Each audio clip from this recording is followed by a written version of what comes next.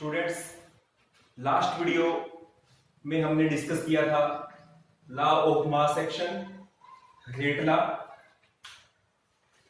Unit of rate constant and order of reactions. और इस video में हम डिस्कस करने जा रहे हैं molecularity of the reaction. Molecularity of the reaction, किसी भी रिएक्शन की मोलिकुलरिटी से क्या मतलब है, क्या होती है मोलिकुलरिटी। डेफिनेशन देखिएगा, number of reactant molecules taking part in a single step of reaction। किसी भी रिएक्शन का एग्जांपल ले लेते हैं हम। हो सकता है कि रिएक्शन मल्टी स्टेप हो सकता है रिएक्शन सिंगल स्टेप हो सकता है रिएक्शन मल्टी स्टेप हो। यदि कोई रिएक्शन मल्टी स्टेप है तो भी उसके सिंगल स्टेप में रिएक्टेंट के कितने मॉलिक्यूल्स टेक पार्ट कर रहे हैं, जितने मॉलिक्यूल्स टेक पार्ट कर रहे हैं उसको हम उस रिएक्शन की मोलिकुलरिटी कहेंगे। समझ आया? अगेन क्या लिखा है, number of reacted molecules taking part in a single step of reaction.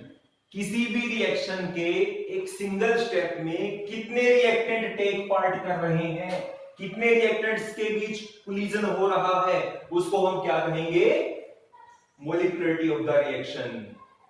Example देखिएगा, PCl5 फॉस्फोरस पेंटाक्लोराइड डिकम्पोज हुआ PCl3 प्लस Cl2। इस रिएक्शन में PCl5 के मॉलिक्यूल्स कितने हैं, 1। PCl5 यहां पे रिएक्टेंट है, कितने मॉलिक्यूल्स हैं, 1। इसलिए इस रिएक्शन की मोलिकुलरिटी हुई 1। और जिन रिएक्शंस की मोलिकुलरिटी 1 होती है उनको हम कहते हैं unimolecular reactions. Uni means 1।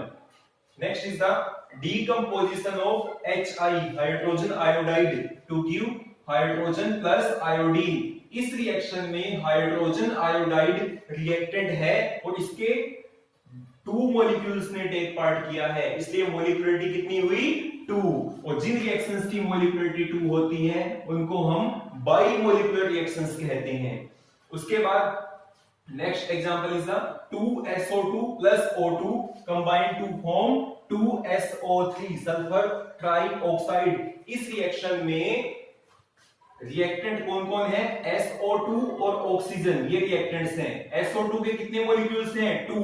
Oxygen के कितने मॉलिक्यूल्स हैं, 1। 2 प्लस 1 कितने हुए, 3। तो ऐसे रिएक्शंस की मोलिकुलरिटी कितनी होगी, 3। और जिनकी मोलिकुलरिटी 3 होती है उनको हम क्या कहते हैं, ट्राइमोलिकुलर रिएक्शंस। लेकिन यहाँ पे एक बात ध्यान देने योग्य है, सभी बच्चे ध्यान दें, नोट लिख के यहाँ पे नोट किया हुआ है। क्या नोट किया हुआ है, molecularity can not be greater than 3। किसी भी रिएक्शन की जो मोलिकुलरिटी है वो कभी भी 3 से ज्यादा नहीं हो सकती। 3 से ज्यादा होने के चांस बहुत कम है, बहुत ज्यादा रेयर चांस है। मोलिकुलरिटी 3 से ज्यादा पॉसिबल नहीं है। क्यों पॉसिबल नहीं है, because more than 3 molecules may not mutually collide with each other.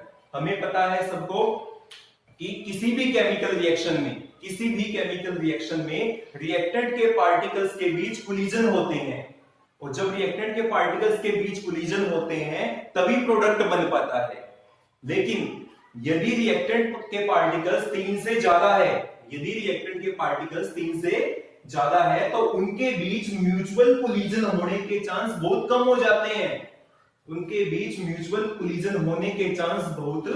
हो जाते हैं। इसलिए हम कह सकते हैं कि किसी भी रिएक्शन की जो मोलिकुलरिटी है वो 3 से ज्यादा होनी पॉसिबल नहीं है। आइए एग्जांपल लेते हैं। एग्जांपल गिवन है 4HBr 4 hydrogen bromide plus oxygen combined to give 2 molecules of water and bromine. यदि मैं इस रिएक्शन की मोलिकुलरिटी फाइंड आउट करूं तो HBr के कितने मॉलिक्यूल्स हुए, 4। ऑक्सीजन के कितने मॉलिक्यूल्स हुए, 1। 4 प्लस 1 5। तो मोलिकुलरिटी कितनी आनी चाहिए, मोलिकुलरिटी आनी चाहिए 5। लेकिन किसी भी रिएक्शन की मोलिकुलरिटी 5 नहीं हो सकती, 3 से ज्यादा पॉसिबल नहीं है। उसके बाद नेक्स्ट एग्जांपल है 2MnO4 negative 16H plus combine plus 5C2O4 2 negative auxiliary ion combine to form 2 manganese 2 positive plus 10 CO2 plus 8 H2O। Molecularity check करते हैं, रिएक्टेंट पार्टिकल्स को काउंट करना है। MnO4 कितने हैं 2, H प्लस कितने हैं 16, ऑक्सिलरी आयन कितने हैं 5, 2 प्लस 16 कितने हुए 18, 18 एंड 5 23। तो इस रिएक्शन की मॉलिक्युलरिटी कितनी आनी चाहिए 23। लेकिन एक्सपेरिमेंटल जब चेक किया गया तो ना ही हमें मॉलिक्युलरिटी 5 मिली और ना ही हमें मॉलिक्युलरिटी 23 मिली। इसका मतलब क्या हुआ? इसका मतलब ये हुआ कि ये जो रिएक्शंस हैं मल्टी स्टेप्स हैं। ये जो रिएक्शंस हैं एक्चुअल में सिंगल स्टेप रिएक्शंस नहीं है। ये जो रिएक्शंस हैं मल्टी स्टेप्स हैं और इनके हर स्टेप की अलग अलग मॉलिक्युलरिटी हम कैलकुलेट करेंगे। हमें इनके हर स्टेप की अलग अलग मॉलिक्युलरिटी कैलकुलेट करनी होगी। आइए दोनों में से एक एग्जांपल ले लेते हैं। फर्स्ट एग्जांपल लेते हैं। 4 hydrogen bromide plus 1 oxygen combined to form water और ब्रोमीन। जब एक्सपेरिमेंटल इसके ऊपर स्टडी की गई तो हमें मिला कि ये जो रिएक्शन है एक्चुअल में 4 स्टेप में हुई है। स्टेप नंबर 1 HBr के कितने मॉलिक्यूल्स हैं 4। 1 मॉलिक्यूल लेना होगा हमें HBr plus oxygen, they combine to form HOOBr। This is the first step. Second step में क्या होगा HOOBr will combine with second molecule of HBr and we will get HOBr 2 molecules। उसके बाद step 3 और step 4 में क्या होगा HOBr के 2 molecules, first molecule third step में यूज होगा, उसके बाद सेकंड मॉलिक्यूल फोर्थ स्टेप में यूज होगा। They will combine with HBr and HBr combine to form H2O plus bromine, H2O plus bromine। Given मिलेंगे स्टेप, कोई भी क्वेश्चन आएगा तो आपको स्टेप्स गिवन मिलेंगे। हाँ जी, तो ये मल्टी स्टेप रिएक्शन थी और इसके स्टेप्स गिवन है। अब हमें क्या करना है मॉलिक्युलरिटी चेक करनी है। तो आपको क्या ध्यान रखना है, कोई भी जो मल्टी स्टेप रिएक्शन होती है उसकी ओवरऑल कोई मॉलिक्युलरिटी नहीं होती। A multi step reaction has no overall molecularity. Molecularity is calculated by its each step. इसके हर स्टेप की अलग मॉलिक्युलरिटी होगी। मॉलिक्युलरिटी ऑफ स्टेप 1, यदि हम स्टेप 1 की मॉलिक्युलरिटी चेक करें HBr 1, ऑक्सीजन 1 एंड 1 2, तो मॉलिक्युलरिटी ऑफ स्टेप 1 इज 2। स्टेप 2 की मॉलिक्युलरिटी चेक की जाए HOBr 1 molecule, HBr 1 molecule, 1 + 1 2। Second step की मॉलिक्युलरिटी भी कितनी 2। थर्ड स्टेप की मॉलिक्युलरिटी चेक की जाए HOBr 1, HBr भी कितना 1 और 1 2। थर्ड स्टेप की मॉलिक्युलरिटी भी कितनी हुई 2। और इसी तरह जो फोर्थ स्टेप है इसकी मॉलिक्युलरिटी भी कितनी हुई 2। मतलब ये जो रिएक्शन है ये एक मल्टी स्टेप रिएक्शन है। मल्टी स्टेप रिएक्शन है और मल्टी स्टेप रिएक्शन की ओवरऑल कोई मॉलिक्युलरिटी नहीं होती। इस मॉलिक्युलरिटी इसके हर स्टेप की अलग अलग डिटरमाइन की जाती है। जैसे कि हमने यहाँ पे 4 के 4 स्टेप की अलग अलग मॉलिक्युलरिटी कैलकुलेट की और हमने देखा कि हर स्टेप की मॉलिक्युलरिटी कितनी आई यहाँ पे 2। एक और एग्जांपल लेते हैं, एग्जांपल की हेल्प से इसको समझने की कोशिश करते हैं।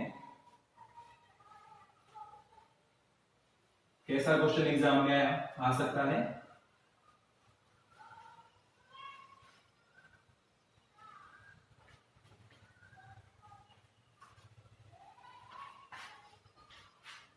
Decomposition of hydrogen peroxide. कैसा क्वेश्चन एग्जाम में आ सकता है? नोट कर लीजिएगा साथ के साथ सभी। Decomposition of hydrogen peroxide in alkaline medium in the presence of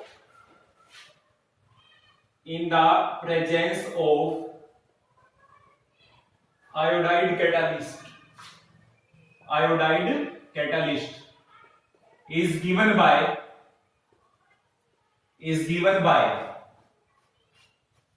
H2O2,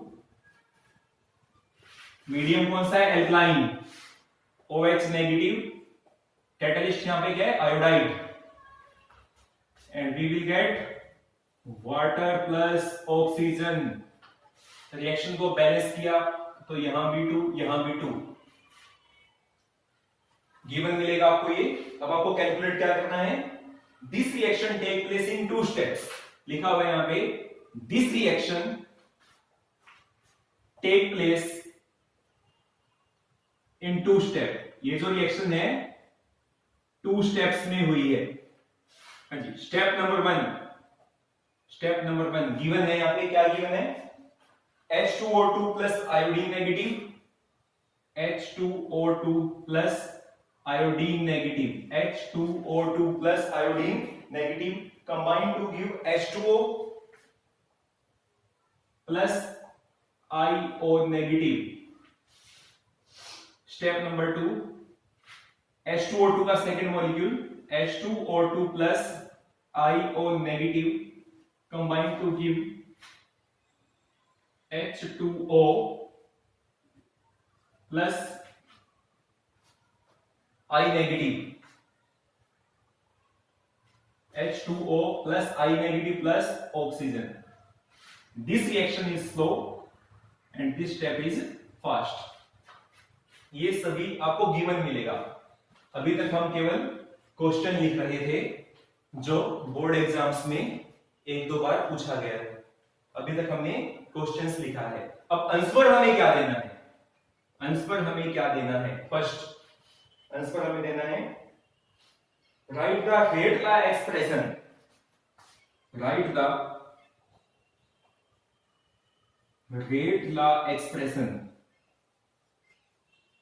the rate law expression. Second, calculate order of reaction. क्या कैलकुलेट करना है, order of reaction with respect to H2O2, और थर्ड हमें क्या कैलकुलेट करनी है, calculate molecularity. अब ध्यान से समझिएगा, ध्यान से देखिएगा। एक एग्जांपल आपने अच्छे से समझ लिया तो ये टॉपिक बिल्कुल क्लियर हो जाएगा। ये क्वेश्चन आपको एग्जाम में गिवन मिलेगा, कोई मल्टी स्टेप रिएक्शन और उसके स्टेप्स गिवन मिलेंगे, और आपको क्या कह देंगे, कि रेट लॉ एक्सप्रेशन लिखिए, rate of order of reactions calculate कीजिए और मोलिकुलरिटी कैलकुलेट कीजिए। तो आइए हम तीनों सवालों के जवाब 1 बाय 1 देते हैं। First of all rate law expression. सबसे पहले हम क्या लिखेंगे, रेट लॉ एक्सप्रेशन। इससे पहले वाली वीडियो में, थर्ड वीडियो में, आपको ध्यान हो, याद हो, तो हमने रेट लॉ के according rate of reaction calculate किया था। कैसे कैलकुलेट करते हैं rate of reaction, rate of reaction is directly proportional to the multiplication of concentration of all the reactants. जितने भी रिएक्टेंट्स हैं सबकी मोलर कंसंट्रेशन लेकर उनको मल्टीप्लाई करना है। हाँ जी, अब देखिएगा यहां पे, अब हम क्वेश्चन राइज होता है कि जो रेट ऑफ रिएक्शन है, जो रेट लॉ है, हम स्टेप 1 के अकॉर्डिंग लिखें या स्टेप 2 के अकॉर्डिंग लिखें, कौन से स्टेप के अकॉर्डिंग लिखें। तो सभी को अच्छे से पता होना चाहिए कि जब भी कभी हम रेट लॉ लिखते हैं तो हमें स्लोवेस्ट स्टेप के लिए लिखना है। जब भी कभी हम रेट लॉ एक्सप्रेशन लिखते हैं, जब भी कभी हम ऑर्डर ऑफ रिएक्शन कैलकुलेट करते हैं, तो हमें क्या करना है, किसकी हेल्प लेनी है, स्लोवेस्ट स्टेप की। जो रिएक्शन का स्लो स्टेप होगा उसी स्टेप से हम रेट ऑफ रिएक्शन लिख सकते हैं। तो स्लो स्टेप कौन सा है, फर्स्ट स्टेप है। फर्स्ट स्टेप में को क्या क्या रिएक्टेंट है, H2O2 और I नेगेटिव। तो rate of reaction is directly proportional to the concentration of, किसकी concentration, H2O2 into concentration of I नेगेटिव। हमने दोनों रिएक्टेंट की कंसंट्रेशन लेके इसको क्या किया, मल्टीप्लाई, और इनके जो स्टोइकियोमेट्रिक कोफिशिएंट है, H2O2 का स्टोइकियोमेट्रिक कोफिशिएंट हुआ 1, आयोडीन नेगेटिव का स्टोइकियोमेट्रिक कोफिशिएंट भी क्या हुआ, 1। हाँ जी, तो ये हमने क्या किया, रेट का एक्सप्रेशन लिख दिया। Now second, calculate order of reaction with respect to H2O2। Order of reaction with respect to H2O2। H2O2 के रिस्पेक्ट में हमें रिएक्शन का ऑर्डर बताना है कि रिएक्शन फर्स्ट ऑर्डर है, जीरो ऑर्डर है, थर्ड ऑर्डर है, कौन से ऑर्डर की है। तो देखिएगा यहाँ पे ये जो 1 और 1 हमने लिखे हैं, ये क्या है, ये ऑर्डर को डिनोट कर रहे हैं। इसको डिनोट कर रहे हैं, ऑर्डर को डिनोट कर रहे हैं, क्योंकि ये सिंगल स्टेप रिएक्शन है, एक सिंगल स्टेप है, और सिंगल स्टेप के केस में लॉ ऑफ मास एक्शन और रेट लॉ में कोई डिफरेंस नहीं है। यदि कोई रिएक्शन सिंगल स्टेप है तो जो स्टोइकियोमेट्रिक कोफिशिएंट होंगे वही रिएक्शन के ऑर्डर के इक्वल होंगे। तो स्टोइकियोमेट्रिक कोफिशिएंट H2O2 के रिस्पेक्ट में क्या था, 1, तो यहां भी क्या है, ऑर्डर कितना आ गया, 1। H2O2 के रिस्पेक्ट में कितना आ गया, 1। एग्जाम में ये भी पूछा जा सकता है कि calculate order of reaction with respect to I negative. I negative के रिस्पेक्ट में देखा जाए तो भी कितना होगा, 1। नाउ थर्ड हमें क्या बताना है, कैलकुलेट मोलिकुलरिटी। हाँ जी, अभी मैंने आपको थोड़ी देर पहले बताया कि जो मल्टी स्टेप रिएक्शन होती है, उसकी ओवरऑल कोई मोलिकुलरिटी नहीं होती। मोलिकुलरिटी इसके हर स्टेप से मेजर की जाती है। तो मोलिकुलरिटी ऑफ स्टेप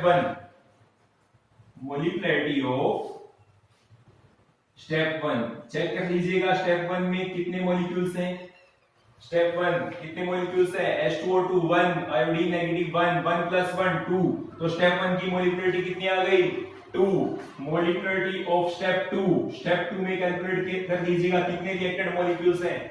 स्टेप 2 में कितने रिएक्टेंट मॉलिक्यूल्स है, H2O2 1, IO नेगेटिव 1, 1 + 1 2। तो फर्स्ट स्टेप की मोलिकुलरिटी भी 2 है और सेकंड स्टेप की भी मोलिकुलरिटी 2 है। यहां पे क्या क्या बातें ध्यान रखनी है आपको। पहली बात जो आपको ध्यान रखनी है वो ये है कि यदि कोई रिएक्शन मल्टी स्टेप है तो उसकी ओवरऑल कोई मोलिकुलरिटी नहीं होगी, मोलिकुलरिटी उसके हर स्टेप की कैलकुलेट की जाएगी। दूसरी बात आपको जो ध्यान रखनी है, यदि कोई रिएक्शन मल्टी स्टेप है तो उसका ऑर्डर हम कैसे कैलकुलेट करेंगे। मल्टी स्टेप रिएक्शन का ऑर्डर कैलकुलेट करने के लिए हमें स्लो स्टेप की हेल्प लेनी है। जो स्टेप सबसे स्लो होगा उस स्टेप का जो ऑर्डर हम कैलकुलेट करेंगे, उस ऑर्डर को ओवरऑल रिएक्शन का ऑर्डर भी माना जाएगा। समझ आया, मतलब मल्टी स्टेप रिएक्शंस के केस में यदि हम ऑर्डर ऑफ रिएक्शन कैलकुलेट कर रहे हैं तो हमें किसकी हेल्प लेनी है, स्लोवेस्ट स्टेप की हेल्प लेनी है। जो स्लोवेस्ट स्टेप का ऑर्डर होगा वही ओवरऑल रिएक्शन का भी ऑर्डर होगा। इसलिए हम स्लोवेस्ट स्टेप को क्या बोल देते हैं, RDS, मतलब rate determining step. Slowest step को क्या बोल देते हैं, rate determining step. Slowest step का जो ऑर्डर होगा वही ओवरऑल रिएक्शन का ऑर्डर माना जाएगा। सपोज करो स्लोवेस्ट स्टेप का जो ऑर्डर है वो 2 है, तो ओवरऑल रिएक्शन सेकंड ऑर्डर की होगी। यदि स्लोवेस्ट स्टेप का ऑर्डर 1 है तो ओवरऑल रिएक्शन फर्स्ट ऑर्डर की होगी। यदि स्लोवेस्ट स्टेप का ऑर्डर 3 है तो ओवरऑल रिएक्शन भी थर्ड ऑर्डर की होगी। मतलब ऑर्डर ऑफ रिएक्शन कैलकुलेट करते टाइम हमें फास्ट स्टेप से कोई लेना देना नहीं है। हमारा जो लेना देना है, हमारा जो कनेक्शन है वो केवल और केवल किसके साथ है, स्लो स्टेप के साथ है, स्लोवेस्ट स्टेप के साथ है। इसलिए स्लोवेस्ट स्टेप को हम क्या बोलते हैं, रेट डिटरमिनेटिंग स्टेप। नोट कर लीजिएगा सभी।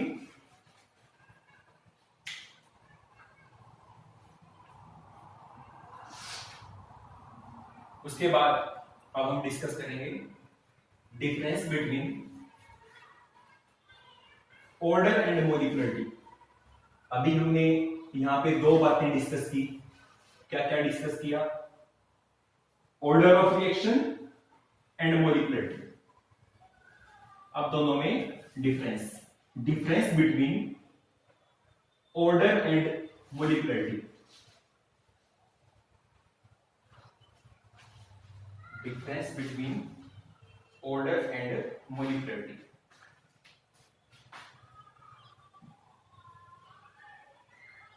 एक साइड में लिख लेता हूं मोलिकुलरिटी और एक साइड में लिख देता हूं order of reaction.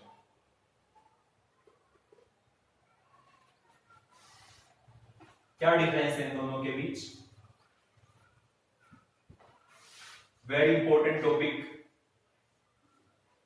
Board exams में देखा जाए तो जनरली पूछ लिया जाता है difference between molecularity and order of reaction. First difference हम इनकी डेफिनेशन से दे सकते हैं। डेफिनेशन क्या होती है मोलिकुलरिटी? अभी इसी वीडियो में स्टार्टिंग में हमने पढ़ा था। क्या होती है molecularity? Number of reactant species, number of reactant species taking part in single step of a reaction, starting में हमने डेफिनेशन पढ़ी है, number of reactant species taking part in single step of A reaction. Order of reaction हमने कल discuss किया था, revise करवा देता हूं। कल हमने लास्ट वीडियो में हमने रेट लॉ के अकॉर्डिंग क्या लिखा था? Rate of reaction. क्या था rate of reaction? Directly proportional था। किसके डायरेक्टली प्रोपोर्शनल था?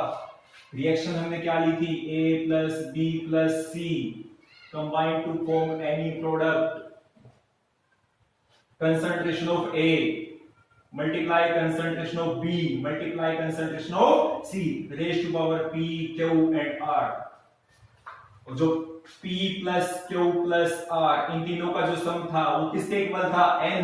और N को हमने क्या कहा था? Overall order of reaction. Overall order of reaction, उसी की बात की जा रही है यहाँ पे, ऑर्डर ऑफ रिएक्शन। तो ऑर्डर ऑफ रिएक्शन क्या हुआ? It is the some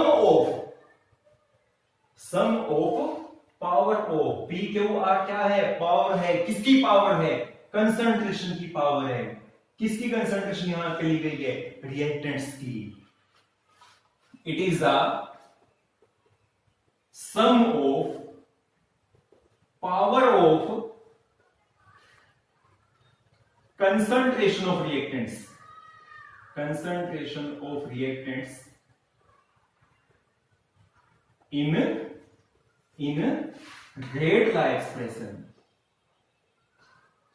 in rate law expression। ये फर्स्ट डिफरेंस था, इनकी जो डेफिनेशन है। सेकंड, मोलिकुलरिटी कभी भी जीरो नहीं हो सकती। मोलिकुलरिटी क्या होती है? कितने रिएक्टेंट्स के बीच कोलिजन हुआ, प्रोडक्ट बना। क्या कभी हो सकता है भाई जीरो रिएक्टेंट्स के बीच कोलिजन हो गया, रिएक्टेंट है ही नहीं और प्रोडक्ट बन गया? पॉसिबल है? नहीं। Molecularity can not be zero. Molecularity कभी भी जीरो नहीं हो सकती और नेगेटिव में भी नहीं हो सकती। लेकिन लास्ट वीडियो में हमने देखा था कि जो ऑर्डर ऑफ रिएक्शन है वो जीरो भी हो सकता है, 1 भी हो सकता है, 2 भी हो सकता है, नेगेटिव भी हो सकता है और फ्रैक्शन में भी हो सकता है। It may be zero, negative और फ्रैक्शनल। जीरो भी हो सकता है, नेगेटिव भी हो सकता है, फ्रैक्शनल भी हो सकता है। Third, it is a theoretical concept।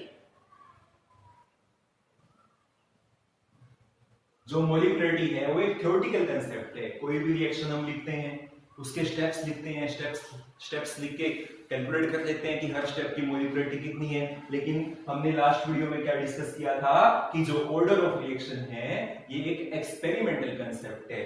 जो P Q और R है, इनको एक्सपेरिमेंटली डिटरमाइन किया जाता है। P Q R A B C stoichiometric coefficient के इक्वल हो भी सकते हैं और इक्वल नहीं भी हो सकते। ये हमें केवल किससे पता लगेगा? एक्सपेरिमेंट से पता लगेगा। तो हम क्या कह सकते हैं? It is a experimental concept. It is a experimental concept. जो ऑर्डर ऑफ रिएक्शन है वो एक एक्सपेरिमेंटल कंसेप्ट है। और लास्ट जो डिफरेंस हम पढ़ेंगे, हम बता चुके हैं ओवरऑल रिएक्शन की। यदि कोई रिएक्शन मल्टी स्टेप है तो ओवरऑल रिएक्शन की कोई मोलिकुलरिटी नहीं होती। For a multi step reaction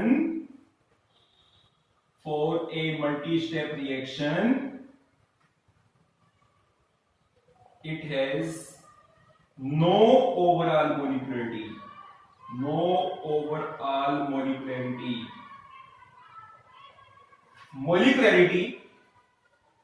Molecularity is calculated by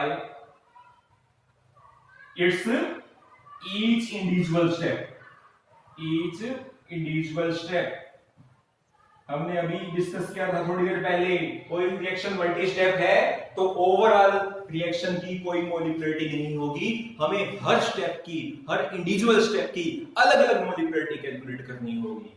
उसके बाद ऑर्डर ऑफ रिएक्शन के लिए हमें किसकी हेल्प लेनी है? स्लोवेस्ट स्टेप की। ऑर्डर ऑफ रिएक्शन कैलकुलेट करते वक्त फास्ट स्टेप से हमारा कोई लेना देना नहीं है, और इसलिए स्लो स्टेप को हमने क्या कहा था? RDS, rate determining step. तो हम क्या कहेंगे? ऑर्डर ऑफ स्लोवेस्ट स्टेप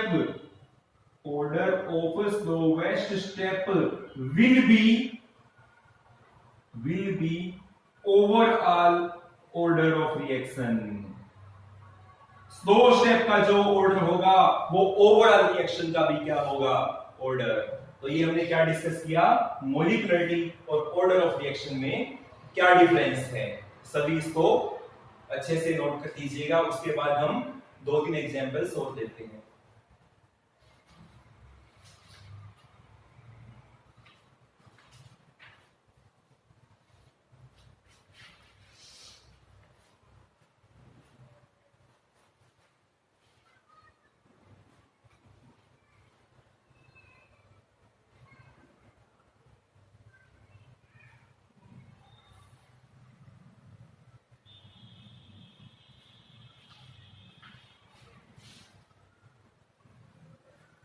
हाँ जी,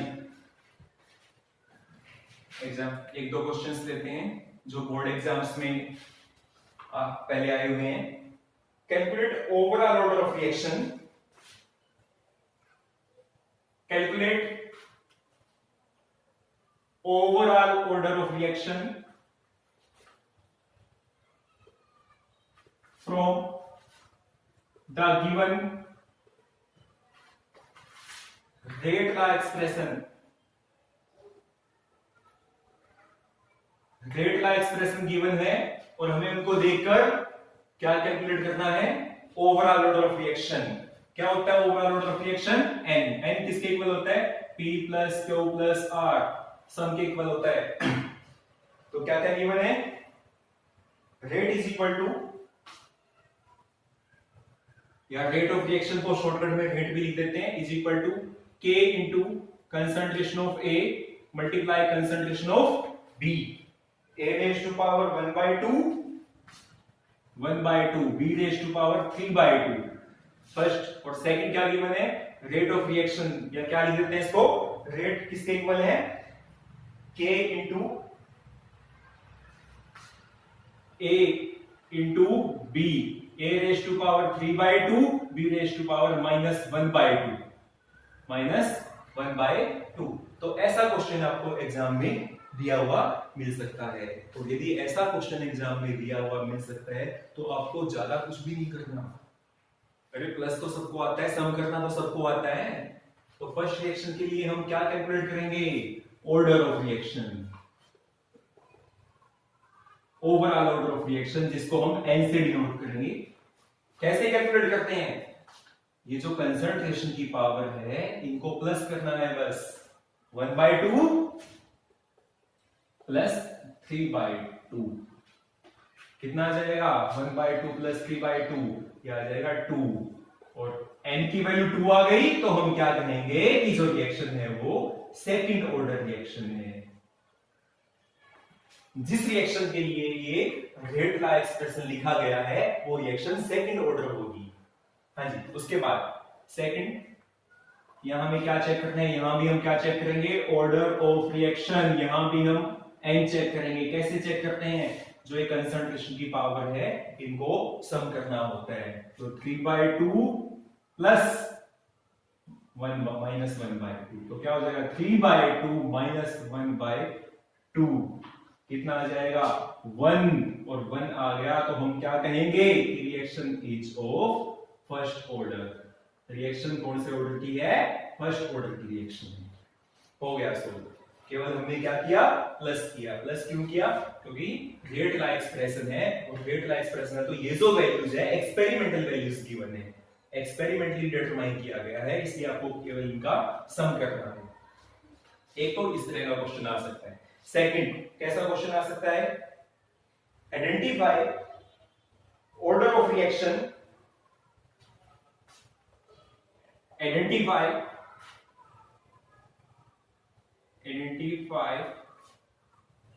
order of reaction। हमें क्या आइडेंटिफाई करना है, ऑर्डर ऑफ रिएक्शन आइडेंटिफाई करना है। हाँ जी, क्या क्या दिया हुआ है, first k is equal to 2.3 into 10⁻⁻⁵, 2.3 into 10⁻⁻⁵ litre mole inverse second inverse. और सेकंड जो k गिवन है, k कितना गिवन है 3.2 इंटू 10⁻⁻⁴ सेकंड इनवर्स। बस k की वैल्यू गिवन है। k क्या है सबको पता है, k हमने लास्ट वीडियो में अच्छे से डिस्कस किया था, k is the rate constant. तो हमें रेट कांस्टेंट की वैल्यू, रेट कांस्टेंट की यूनिट देखकर बताना है कि रिएक्शन कौन से ऑर्डर की है, फर्स्ट ऑर्डर है, सेकंड ऑर्डर है, थर्ड ऑर्डर है। रेट कांस्टेंट की यूनिट को देखकर आइडेंटिफाई करना है।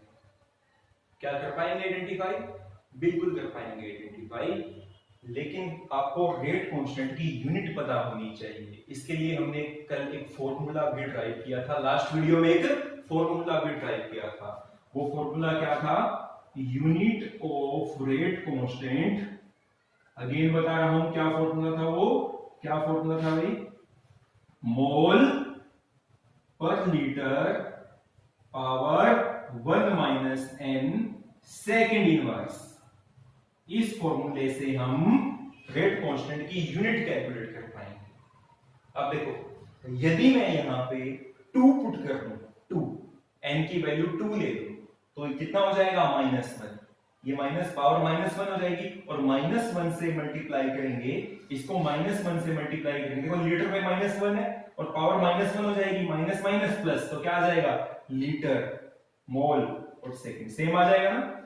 मतलब ये वैल्यू हमें कब मिली, जब हमने n की वैल्यू 2 पुट की। मतलब this is the unit of rate constant, this is the unit of rate constant for second order reaction, second order reaction. तो हमने यूनिट देख के पता लगा लिया कि रिएक्शन सेकंड ऑर्डर की है। हाँ जी, उसके बाद नेक्स्ट सेकंड, यहाँ पे क्या गिवन है unit, second inverse. Second inverse कब आएगी, जब यहाँ पे n की वैल्यू 1 लेंगे, तो 1 - 1 कितना हो जाएगा 0। किसी की भी पावर 0 हो तो वो जो होल टर्म है कितनी हो जाएगी 1, क्या बच जाएगी सेकंड इनवर्स। तो सेकंड इनवर्स कब आएगी, जब हम यहाँ पे n की वैल्यू 1 लेंगे, और n की वैल्यू 1 लेने का मतलब क्या है कि रिएक्शन फर्स्ट ऑर्डर की है।